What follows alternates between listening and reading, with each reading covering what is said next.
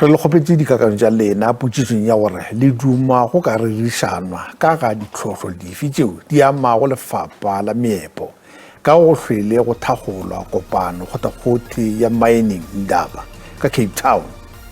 Letlakaleng la Twitter Kendley Seroba o re ba swanetše go rerišana ka tšhireletšo ya bašomi ga mmogo le go direla badudi diphetogo go bao ba dulago kgauswi le meepo. Shoki Magapa yena o re ge ba ka rerišana ka go iša bana dikolong ba humane dipasari le go ba ruta ka mešomo ya meepo gore ba tle ba thwalege. Letlakaleng la Facebook gona Katlego Mpaketsane o re ke ge ba ka thwala bana ba moe ba dirilego meepo gona gape le taba ya maitemogelo e feditšwe ka ponyo ya leihlo. Daniel Magahlele o re go ka kgahla kgoro ge ba ka hlosa taba ya go thwalana ka sepitša gape ba beešedi go baswa bao ba phethilego dithuto tša maleba go ka šoma meepong.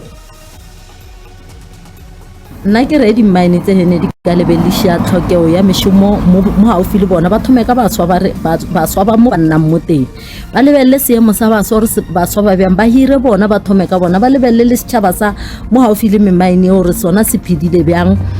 botlhoki ba lebelele botlhoki ka kakaretšo ane baswa ba tloše diserateng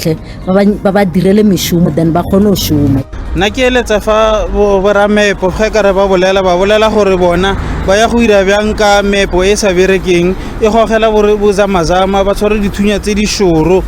ge ba ka tswala meepo e sa berekeng bokgoni bo tla fela mo nageng. Ke eletsa gore ba ka bua thata ka seabe sa meepo le ditlhabololo tseo ba di dira mo metsing eo ba epa mo go yone. Sedika sa John Taolo ga e tsewe se humanegile go setla mme meepo ke mentsintsi mo go sone go tlhoka tiro bo kwa godimo thata. Seabe sa meepo yone ga se bonale.